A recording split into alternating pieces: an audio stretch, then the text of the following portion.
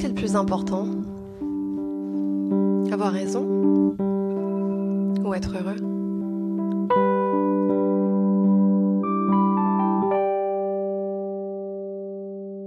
Qui dans cette salle répondrait plutôt être heureux? Ok, bon, je vois qu'on est nombreux.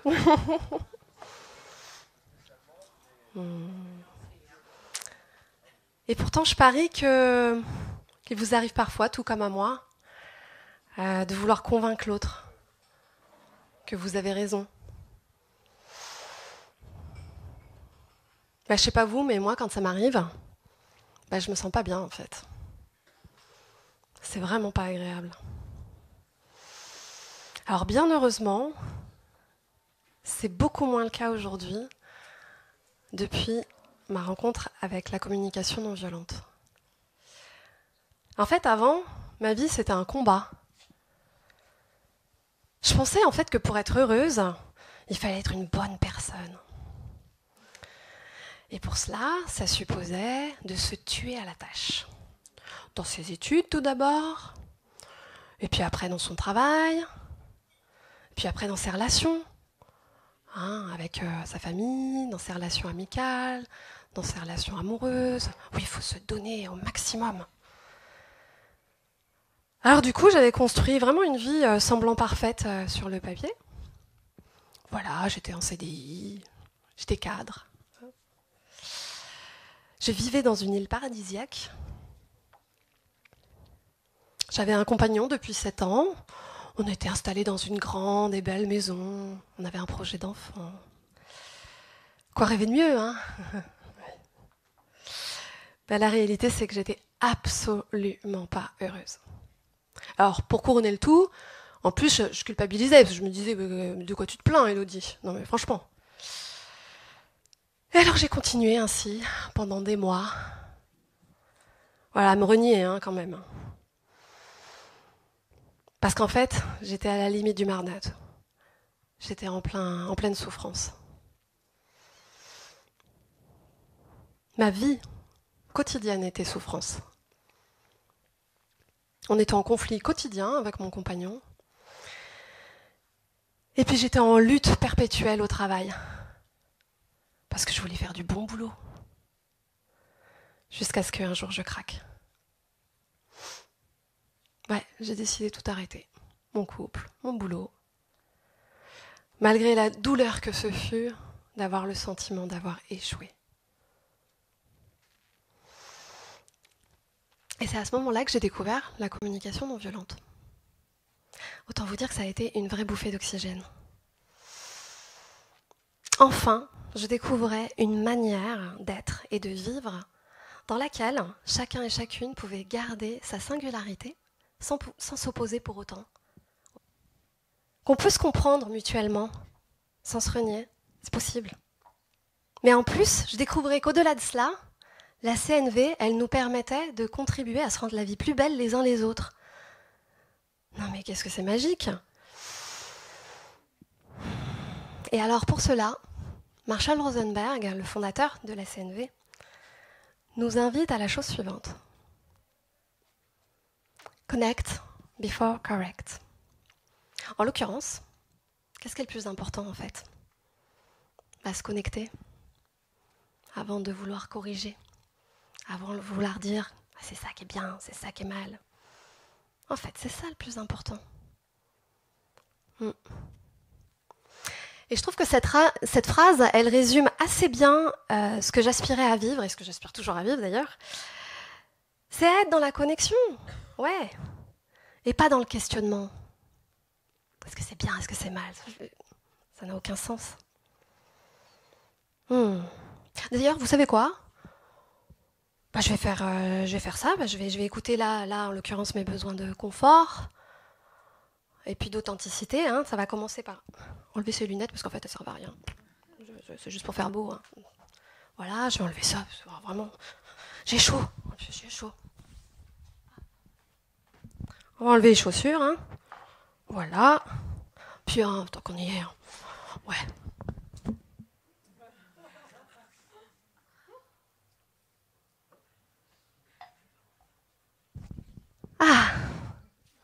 Ah, je me sens plus à l'aise.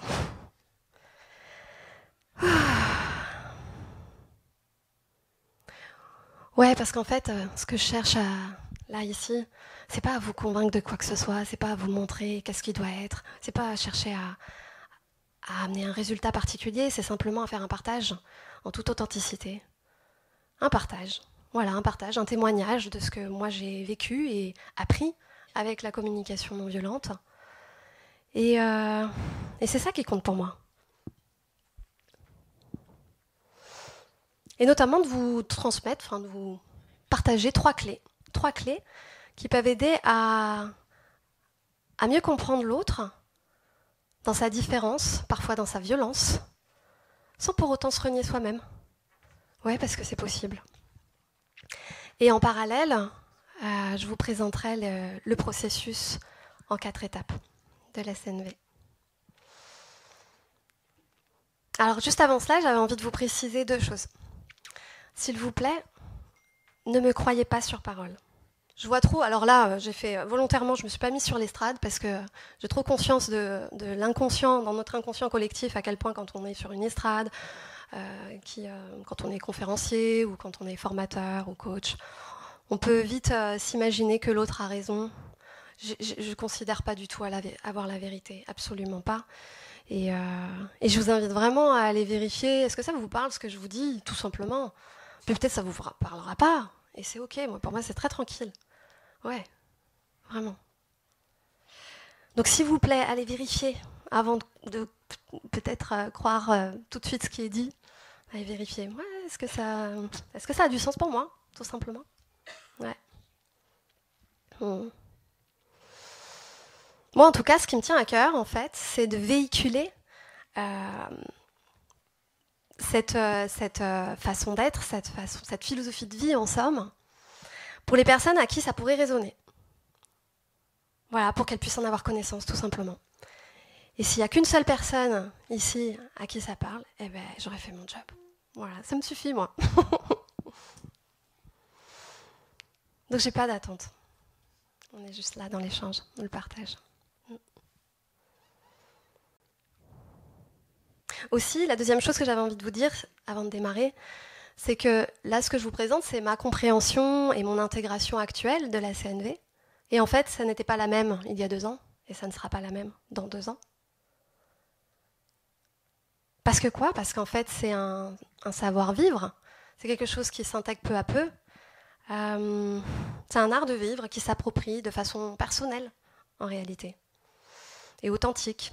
Et c'est pas une technique de communication.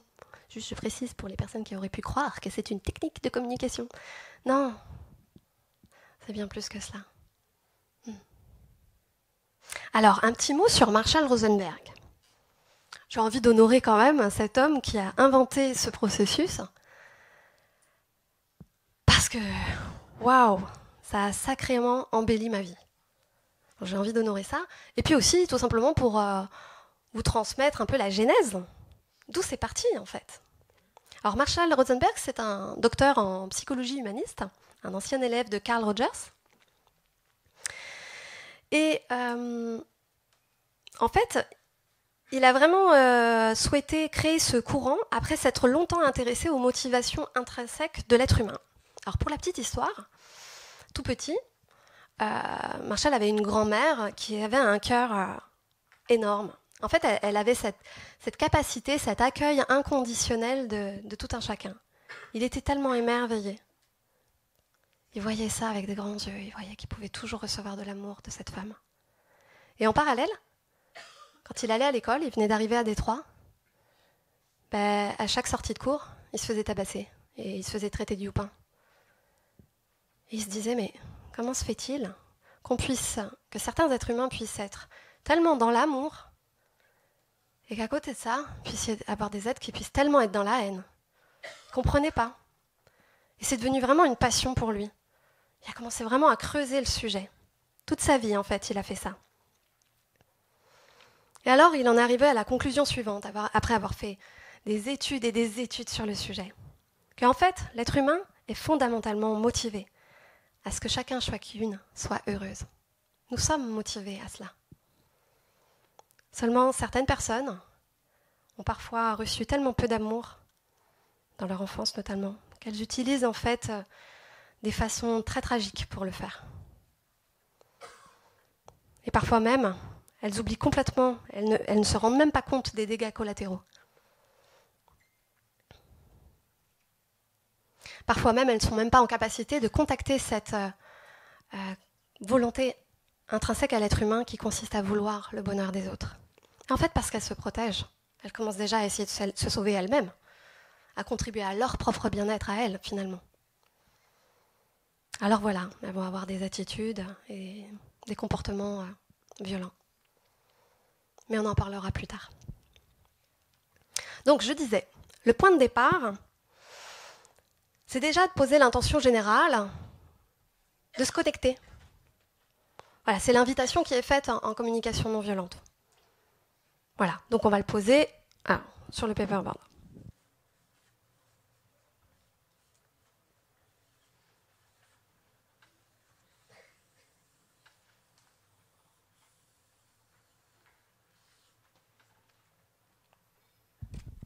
Voilà, ça va être notre cadre, la connexion. On part de là.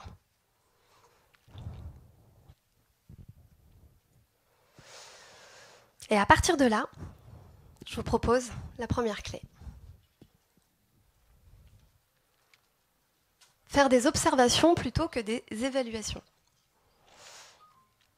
Alors comme ça, à premier abord, ça peut paraître simple. Mais en fait, comme nous le dit Krishnamurti, ce célèbre sage et penseur indien, la plus haute forme d'intelligence humaine est d'observer sans évaluer. C'est dire à quel point, en fait, ça ne l'est pas du tout. C'est loin d'être aisé. Par exemple, il va être plus facile de comprendre l'autre si on se dit « il a posé ses pieds sur la table », plutôt que si on dit « c'est un gros fainéant ». Alors justement, pour faire la distinction entre les deux, je vais prendre deux symboles qu'on utilise beaucoup en CNV. Le chacal et la girafe. Alors comme vous le voyez, je ne suis pas Shiva, donc ça va être compliqué. À l'origine, on avait prévu un micro-cravate. Je me suis dit, mais il faudrait qu'il y ait un bras qui me pousse pour pouvoir utiliser tout ça. Donc on va combiner avec ça. Je vous demande votre compréhension. Ça demande de faire preuve de tellement de créativité, j'adore. Donc, c'est un gros fainéant. Il a posé ses pieds sur la table. Vous voyez la distinction ? On va le faire avec deux autres.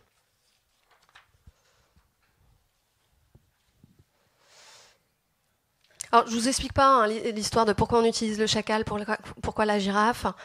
Vous trouvez tout ça sur Internet. Juste pour faire simple, en fait, on va considérer que le chacal, en fait, il a un mode de fonctionnement assez binaire, un mode de pensée dualiste, où pour lui, les choses, elles sont soit bien, soit mal. C'est-à-dire que lui va juger ce qui se passe, à peu près, grosso modo. Tandis que la girafe, avec son grand cou, ça lui permet de prendre de la hauteur par rapport à ce qui est, de voir les choses de façon, on va dire, plus objective. Et elle a un grand cœur, c'est un des mammifères qui a le plus grand cœur. Et du coup, elle va pouvoir se relier, se connecter à ce qui est vraiment ressenti chez chacun et ce qui est important en fait.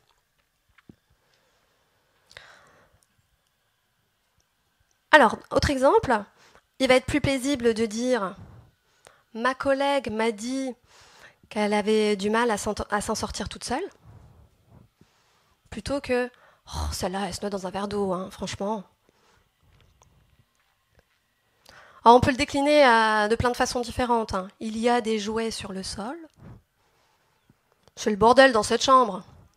Vous voyez un peu, je crois que vous commencez à comprendre le truc. Alors, je vais vous donner un exemple perso, juste pour comprendre à quel point ça peut changer une vie. C'était il y a 3-4 ans, je crois. J'étais avec mon compagnon de l'époque. Et puis, on partageait une petite tablette où on écoutait dessus la musique. Et puis, là, apparaît un message. Donc, moi, j'étais toute seule à la maison, je vais pour écouter de la musique. Et puis, je vois une petite notification comme quoi un email est arrivé.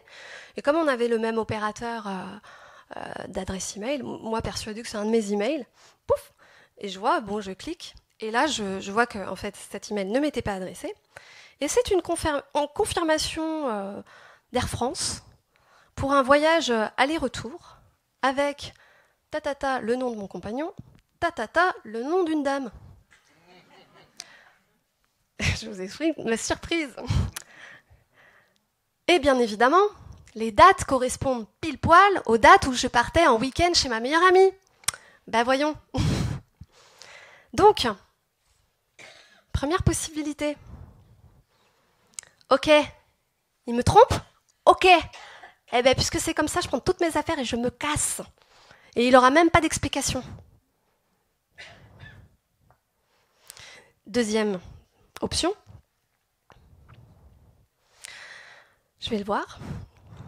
Et je lui dis simplement, écoute, je viens de voir un email d'Air France mentionnant une confirmation de réservation pour un billet d'avion aller-retour avec ton nom et celui de telle personne.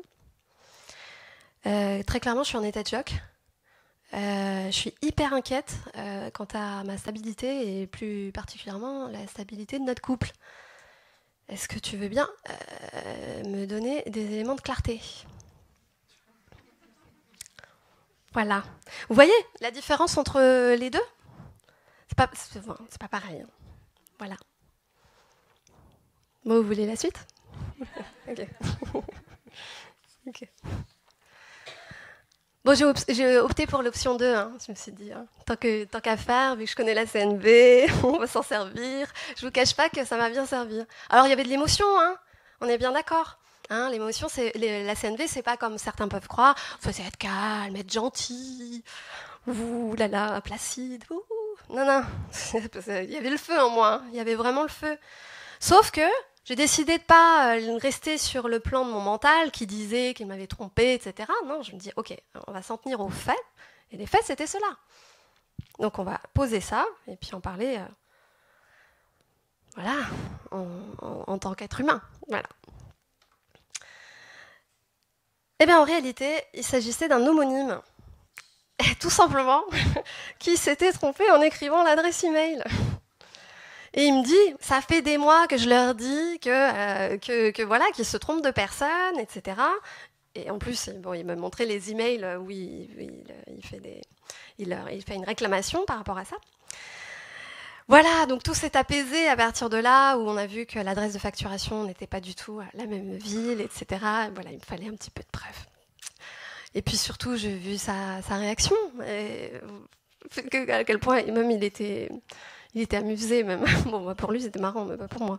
Mais voilà, l'issue de l'histoire. C'est dire à quel point ça peut changer une vie, en fait. De simplement s'en tenir aux faits. Et à quel point aussi, ça remet de la paix, en fait. Ça évite de créer du feu. Ça évite de créer du drame, en fait. Ouais. Alors, je vous propose qu'on fasse un petit jeu. Maintenant, c'est à votre tour. Ou plutôt une petite expérience intérieure. Je vous invite à penser à quelqu'un sur qui vous avez un jugement.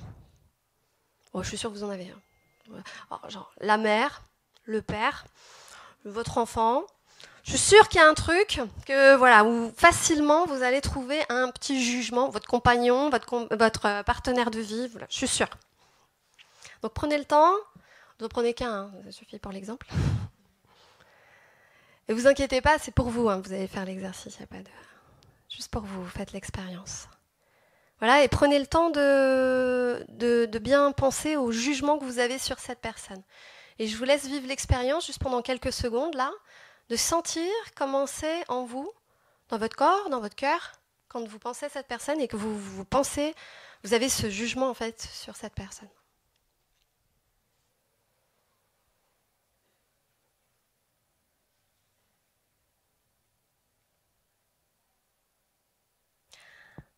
Ok, on passe à la deuxième étape. Ce que je vous propose de faire maintenant, c'est de vous souvenir de qu'est-ce qu'elle a fait ou qu'est-ce qu'elle a dit qui vous amène à penser ça. Par exemple, pour prendre l'exemple de tout à l'heure, si c'est un enfant sur lequel on pourrait avoir le jugement qu'il est bordélique, bah, le fait, c'est peut-être il a posé ses jouets par terre. Voilà. Ça peut être une collègue qu'on trouve parano, et en fait, c'est qu'elle a dit un jour « j'ai l'impression que je suis sur écoute ».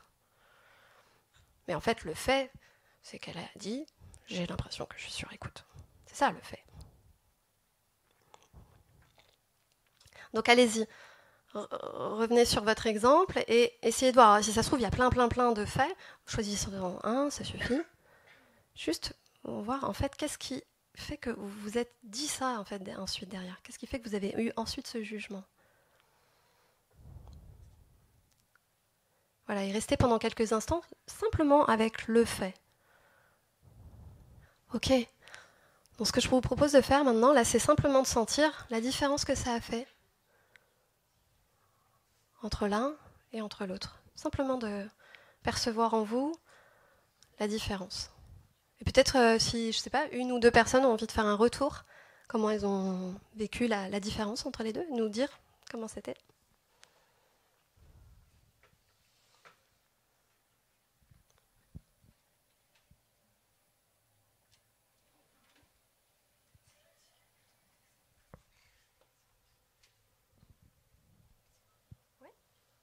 Ok, est-ce que ce que vous dites, c'est que en fait, vous vous êtes rendu compte que déjà ça a apaisé votre colère au moment où vous étiez plus dans simplement les faits, et que ça vous a permis de vous rendre compte qu'en fait c'était peut-être votre interprétation qui augmentait ça, et que si ça se trouve cette personne avait pas cette volonté de faire mal, de causer. Ok, merci. Quelqu'un d'autre?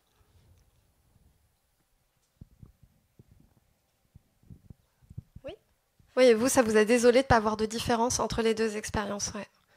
Oui, est-ce que ça veut dire que quelque part vous aviez une attente qu'il y ait une différence dans l'expérience et que là, vous espériez voir une différence et que là, il n'y a pas eu. Ok. Et j'ai envie de dire bienvenue à l'authenticité, de voir ça et qu'il n'y a rien à forcer. C'est une expérience. Ouais. Ouais. Donc en fait, là, ce qu'on vient de faire, c'est de faire la première étape qui s'appelle l'étape de l'observation.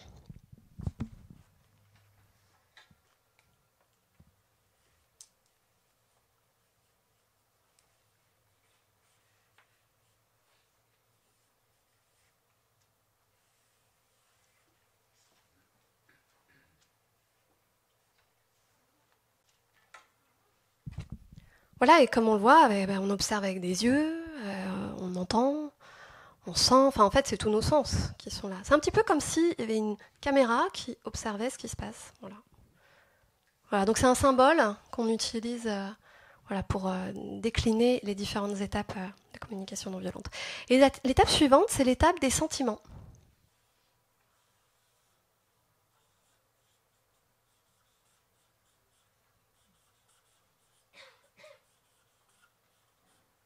Ce qu'on va voir, c'est qu'en réalité, nos sentiments sont comme des indicateurs, comme si on va utiliser l'analogie du tableau de bord dans une voiture.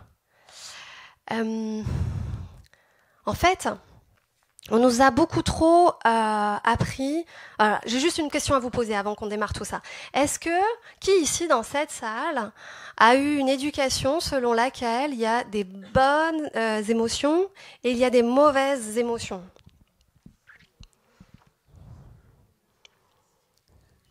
Ok.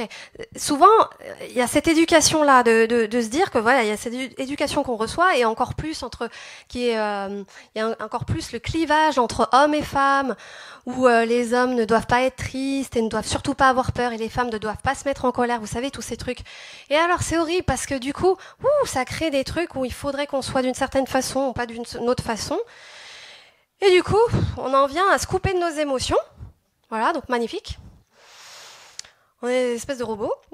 Surtout, ne pas montrer d'émotions parce que c'est une mauvaise chose et ce n'est pas bien d'avoir des émotions. Non, voilà. Et du coup, c'est un petit peu comme si, quand on était dans notre véhicule intérieur, voilà, notre voiture, et comme si on était en train de conduire notre voiture, et puis il y a le voyant du carburant qui commence à annoncer que il y a plus de carburant, donc rouge. Et puis nous, on dit non, tout va bien, je continue à conduire. ok, ok. Ou alors pire encore. Donc là je vois, c'est oulala, je vais mettre un truc pour cacher, ne surtout pas voir. Voilà, vous savez un petit peu le principe de la cocotte minute. On met bien la pression, puis à un moment donné, ça explose. Et qu'est-ce que ça crée, ça? Soit ça implose de l'intérieur, et c'est ce qui donne les burn-out, les dépressions. Soit ça explose à l'extérieur. Et alors là, ça donne la violence, les meurtres. Ouais, parce qu'il n'y a pas eu d'écoute de ce qui se vivait. Ouais. Alors Marshall, lui, il nous invite à considérer qu'il n'y a pas de bonnes ou de mauvaises émotions, il y a des émotions qui sont agréables et il y a des émotions qui sont désagréables. Voilà. Et ça va nous donner une indication, tout simplement. Ok, dans un cas, quand c'est des émotions qui sont agréables, ça veut dire quoi? Ça veut dire qu'en fait, on a des besoins qui sont pleinement heureux, pleinement épanouis, satisfaits. Et puis, quand on a des émotions qui sont désagréables, ça nous indique que là, il y a un besoin qui n'est pas honoré à la hauteur de ce qu'on voudrait. Voilà ce que ça dit. Et donc, ça nous donne une indication de, là, il y a quelque chose à... Ouais, il serait temps de se mettre... de s'activer pour prendre soin de ça. Voilà ce que ça dit. Plutôt que de faire comme si on ne regardait pas. Ce qui nous amène donc à la clé suivante. C'est de considérer les sentiments comme des indicateurs de besoin.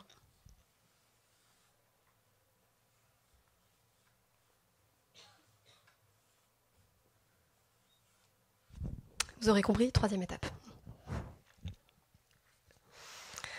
Vous savez quoi? À partir du moment où j'ai commencé à avoir ce regard-là et à voir que, en fait, mes émotions, en fait, elles donnent des indications sur ce dont j'ai besoin. Soit c'est plutôt nourri, soit ça ne l'est pas. Ok. J'ai commencé à vraiment à me sentir beaucoup plus en paix, en fait, avec toutes les émotions. Que ce soit celles que je pouvais vivre, ou celle de l'autre. Parce que dans le fond, c'est tout simplement la vie, en fait, qui se manifeste. C'est rien que ça. Et en fait, du coup, cette émotion, elle est toujours porteuse de sens. Elle nous indique un besoin. Alors du coup, j'ai très envie de vous partager les deux principaux avantages que j'ai eu à avoir cette perception dans ma vie. Mais avant ça, j'ai bien envie de savoir, je suis curieuse de savoir, vous, quand vous êtes au contact de cette perception, de cette vision, quels avantages vous voyez, vous, que ça pourrait procurer? S'il y a une ou deux personnes qui ont envie de faire un retour.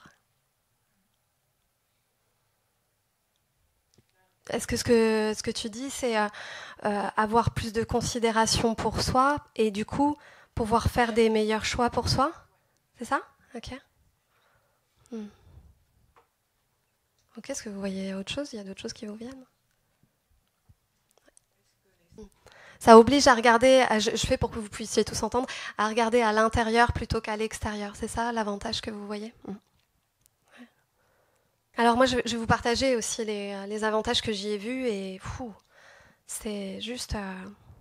Alors ça rejoint beaucoup ce que vous dites. En fait, ça m'a permis de changer de regard sur mes propres émotions et celles de l'autre.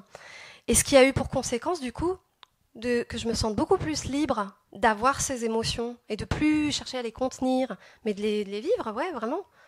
De les ressentir, de leur laisser la place. Voilà, c'est... Et en même temps, de ne pas diaboliser du coup l'autre quand je vois qu'il ou elle a une émotion. De voir, oui, c'est aussi la vie qui se manifeste chez cette personne. C'est pareil, en fait. Waouh! Quelle paix! Quelle paix! Enfin, et la deuxième chose sur laquelle ça m'a beaucoup, beaucoup aidé, c'est qu'il n'y avait plus cette notion de on est fautif. Alors du coup, je me sentais plus fautive de vivre une émotion ou de vouloir prendre soin des besoins. Non, c'est là, quoi. Il n'y a plus de notion de jugement. Et pareil pour l'autre.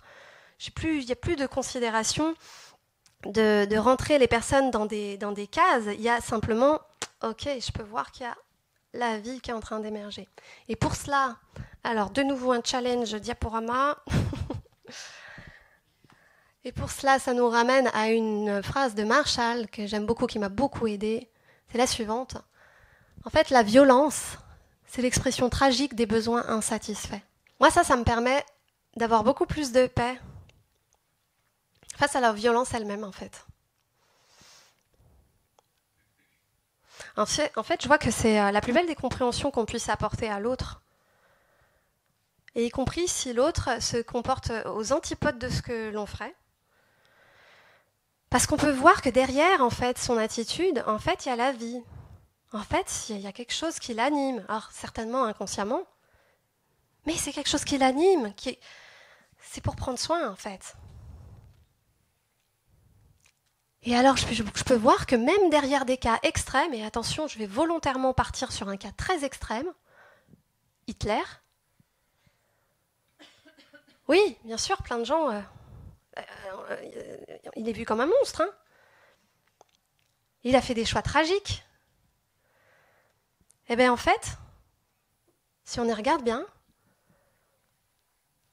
derrière ça, ce sont des besoins il a cherché à prendre soin de ses besoins. Waouh! Alors bien sûr, là, c'est tragique puisque c'est trop tard. Mais ce que je me dis, c'est que si ça réarrivait aujourd'hui, si une personne comme lui avait en sa possession la connaissance de la CNV, bah du coup, il aurait le choix. Il pourrait choisir d'autres stratégies pour prendre soin de ses besoins, parce qu'il aurait la conscience. Moi, ça m'émeut, rien que de toucher ça. En fait, ça me fait même penser à une expérience de Marshall. Il a donné une formation dans une prison. Et à la fin de la formation, un des détenus a fondu en larmes. Parce qu'en fait, il s'était rendu compte que s'il avait connu la CNV, il n'aurait pas tué son meilleur ami.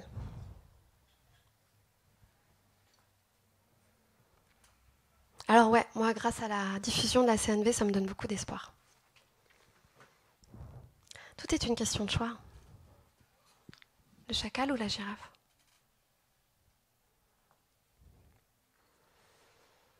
Alors oui, j'ai de l'espoir que ce soit plutôt la girafe qui soit choisie.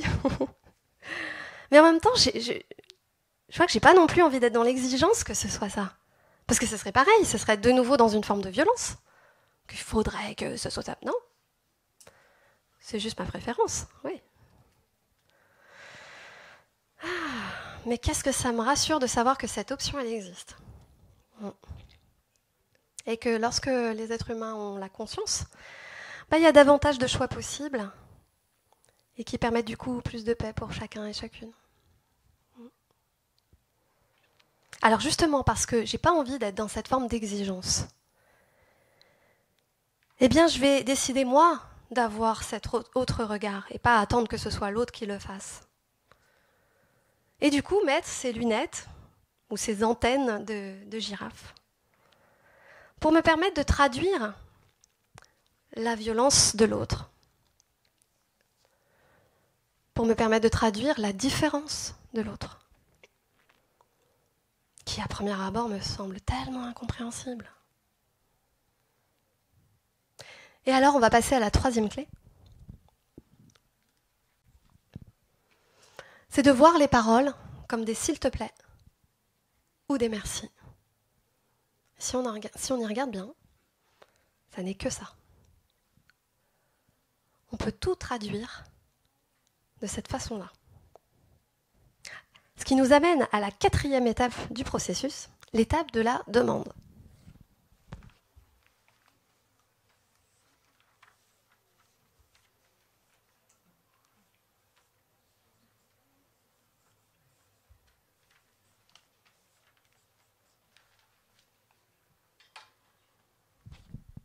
Puisque là, en fait, qu'est-ce qui se passe?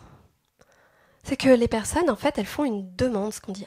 On va rester sur le s'il te plaît pour commencer. Elles font une demande. Si on reste sur le plan de l'émotion, désagréable. Ok, il y a une émotion qui est un sentiment qui est désagréable par rapport à une situation qui, en fait, révèle le fait qu'il y a un besoin, qu'il a envie de... Ça donne l'indication qu'il est temps de prendre soin de ce besoin. Alors, il y a une demande particulière pour aller prendre soin de cela, et de nouveau, honorer la vie, en fait. Donc, quand les gens vous traitent de tous les noms, en fait, ils vous disent « s'il te plaît ». Ouais. Ah, je sais, c'est pas facile à comprendre sur le coup, mais voilà. Alors, je vais vous donner un petit exemple. Non, mais c'est pas vrai, t'as pas fait ça. Non, mais c'est ça que tu devrais faire. Écoute ta mère, moi je sais ce qui est bon pour toi. Moi j'ai de l'expérience. D'accord, maman. Alors, en fait, si je comprends bien, en fait, quand tu m'entends faire ce choix-là, est-ce que t'es inquiète ?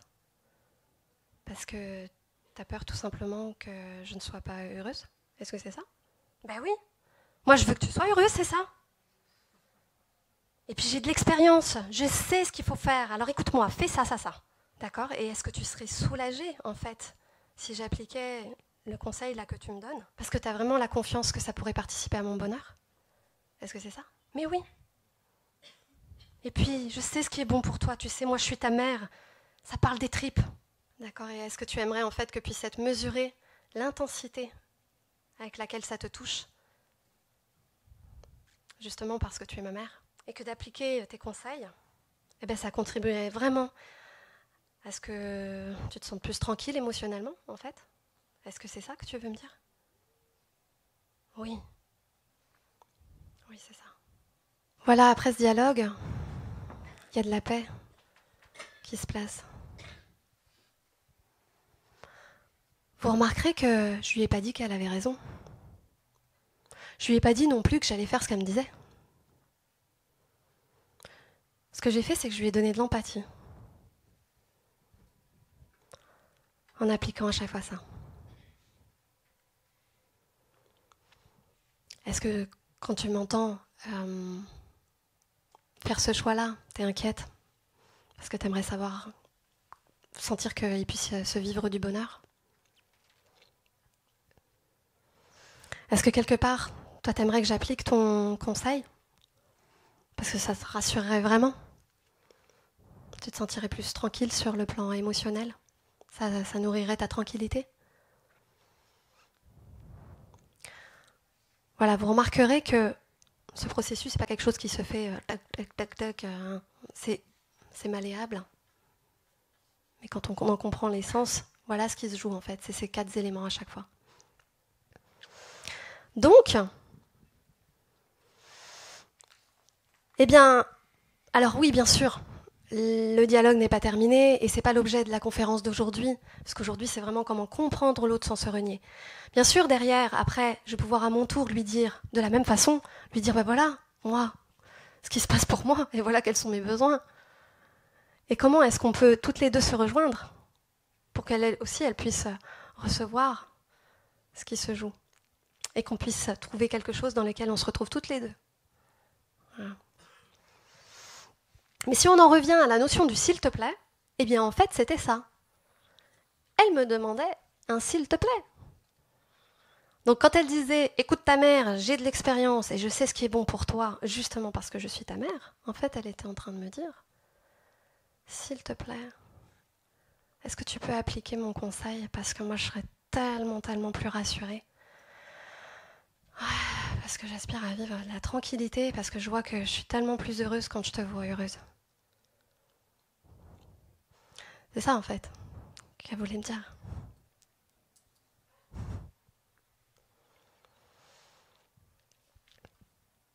Alors pour le merci, c'est pareil. Je vais encore te demander. Ça va être plus rapide. Mais c'est exactement pareil. Sauf que c'est pour une émotion agréable.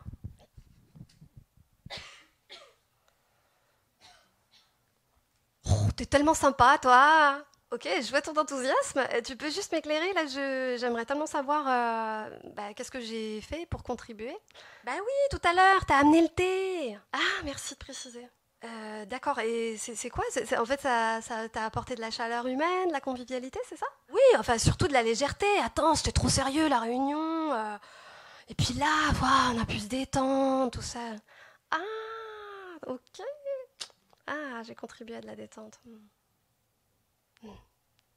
Alors, pour conclure, on va revenir sur les 3 clés qui ne sont pas des moindres. Pour pouvoir comprendre l'autre sans se renier, commençons déjà par faire des observations plutôt que des évaluations. Ensuite, de voir que finalement, les sentiments, ce sont des indicateurs de nos besoins, des nôtres et des autres.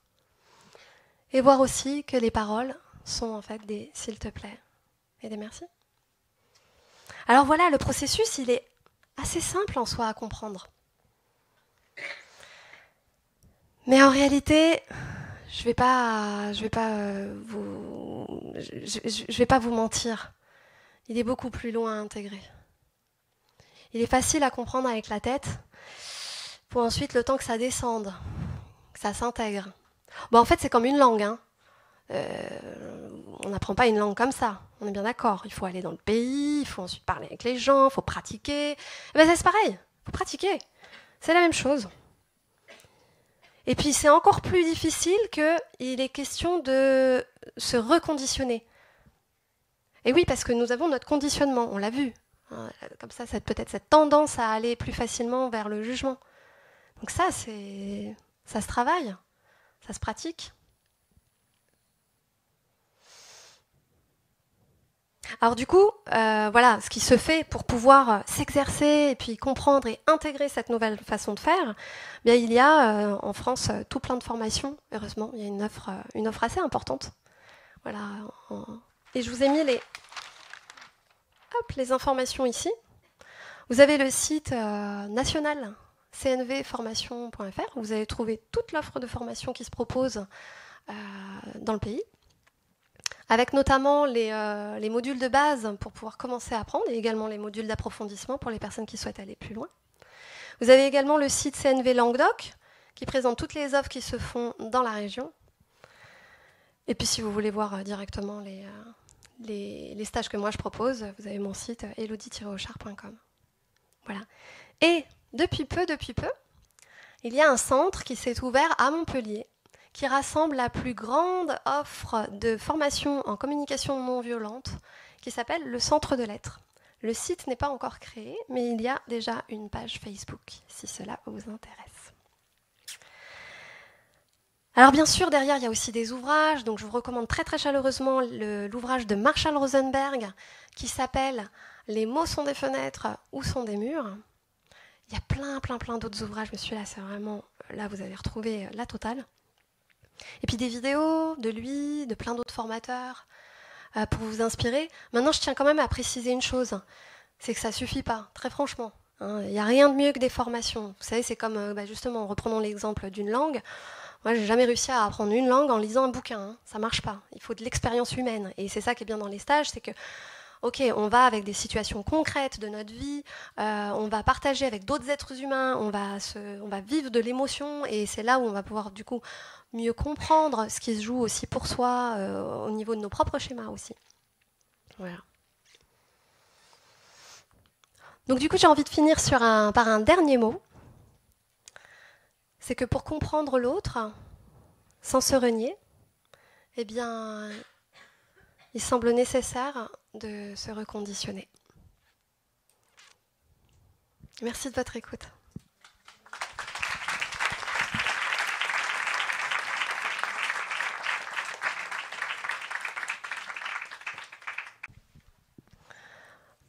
Bien, nous avons un espace pour un partage de questions-réponses, si vous le souhaitez.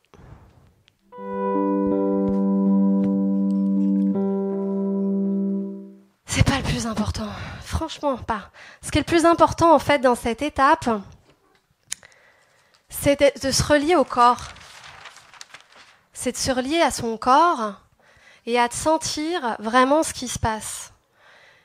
Et voilà, et de faire la distinction entre ce qu'on peut se raconter, donc on va vraiment mettre de côté les pensées, etc., dans le sens de en avoir conscience, bien sûr, mais de vraiment aller prendre conscience de ce qui se passe. Et c'est ça qui va donner une indication pour aller jusqu'au besoin, en fait. Voilà.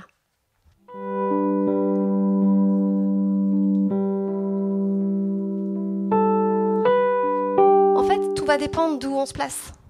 Ça peut être ma demande, c'est-à-dire, par exemple, si moi j'ai envie d'exprimer une demande à quelqu'un, ben là je vais lui dire ce qui se passe pour moi.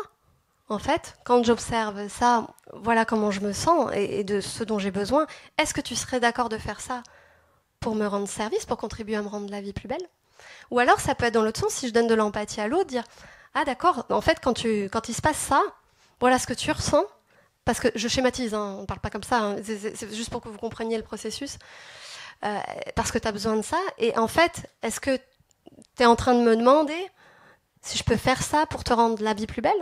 Est-ce que c'est ça? En fait, c'est au moment où on va du coup donner de l'empathie à l'autre. Donc ça peut être les deux, en fait, en fonction du cas de figure. Et donc le lien, voilà, c'est celui-ci. C'est-à-dire que, en fait, une demande, elle vient, c'est une stratégie pour pouvoir prendre soin d'un besoin. Voilà. Et il en existe des tas et des tas et des tas. Ça, c'est une subtilité importante à intégrer en communication non violente, c'est qu'il n'y a pas qu'une seule possibilité, en fait. C'est là toute la richesse. C'est qu'en fait, il y a plein de façons différentes. Et c'est quand on commence à prendre conscience de ça, qu'en fait, il y a plein de façons, et qu'on a conscience, en fait, du besoin, qu'on peut ouvrir notre créativité, et ne plus être attaché à juste une personne, par exemple, ou une façon de faire.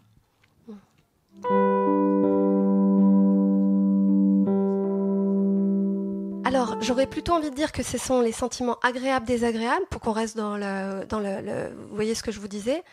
Et en fait, les deux, en fait. Lorsque c'est un sentiment agréable, ça indique que le besoin, il est honoré. Donc, ça donne des informations. Et on peut notamment faire ce qu'on va appeler des célébrations, c'est-à-dire se réjouir de la vie, se réjouir et pourquoi pas remercier quelqu'un pour quelque chose qui s'est passé. Et lorsque c'est une émotion désagréable, ben là ça indique que c'est un besoin qui, là en l'occurrence, n'est pas suffisamment honoré. Et du coup ça va donner une indication sur, ok, là il est temps que je mette en place quelque chose pour prendre soin de ça. Voilà. Mais dans les deux cas, c'est la vie. C'est la vie et c'est l'énergie du besoin, ce qu'on appelle l'énergie du besoin en fait.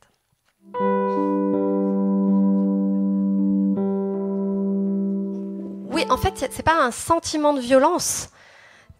La violence, c'est l'expression tragique d'un besoin qui n'est pas satisfait. Mais les sentiments, c'est justement ça. C'est la peur, la colère, la tristesse, le dégoût, l'anxiété. Ça, ce sont des sentiments, précisément. Par exemple, quand je donnais l'exemple de ma mère, je lui disais « tu es inquiète ». Je lui disais ça. C'est le sentiment d'inquiétude.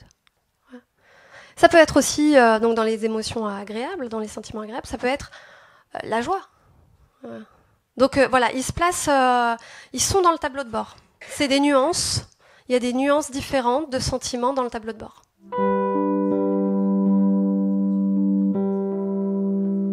Moi, ce que je peux dire, c'est qu'il n'y a pas de règle en soi.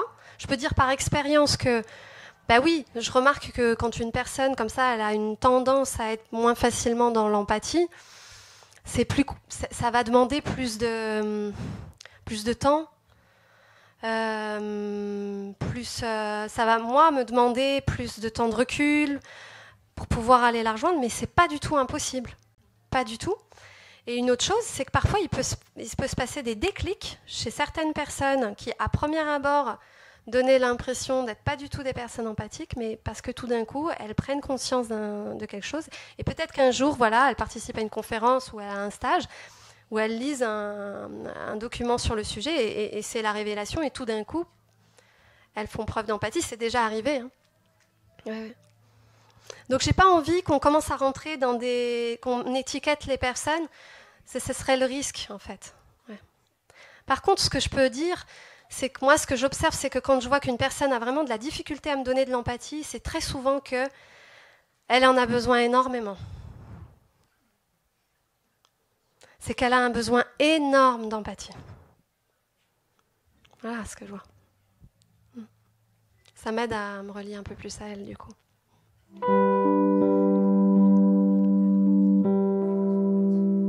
Eh bien, on ne veut pas forcer. On ne peut pas forcer la personne à recevoir de l'empathie si elle n'en veut pas. Et c'est son choix. Et c'est sa liberté. Et moi, j'ai envie de dire que c'est être dans une approche empathique, en fait. que de ne pas forcer. Au vôtre, à vous. Ah, ben ça c'est une autre affaire. Mais ça et c'est ce que je disais tout à l'heure, c'est qu'un besoin, on n'est pas collé à une seule stratégie. Si on veut absolument que ce soit l'autre qui nous comprenne, ça veut dire que là on est bloqué. Si je suis vraiment reliée à ce qui m'anime, et peut-être que j'ai besoin d'empathie, et que cette personne, elle est juste pas soit en capacité, soit elle n'a pas les ressources, soit elle n'a pas l'envie, et bien cette empathie, je peux aller la trouver d'une autre façon. Alors, à partir du moment où je suis reliée à ça et que j'ai vraiment pris conscience de ça, je peux voir qu'en fait, il y a d'autres façons de faire. Ouais. Mais pas avec cette personne-là, parce qu'elle, on peut pas la forcer. Ça ne se fait que avec l'envie.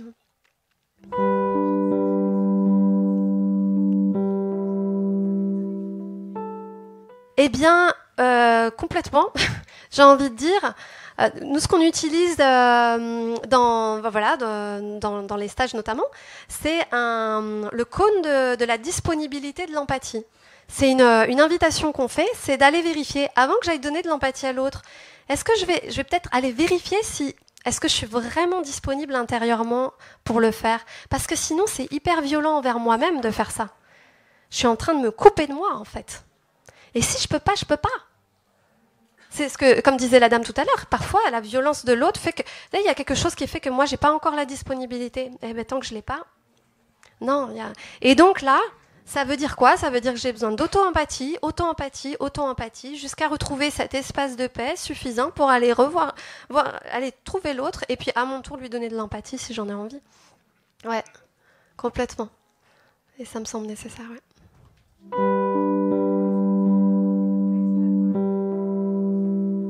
Je crois comprendre qu'il y a deux interrogations là-dedans. Il y a à la fois le fait que je suis en train de considérer que c'est inacceptable, puis il y a à la fois le fait qu'il y a une certaine forme d'urgence, en fait.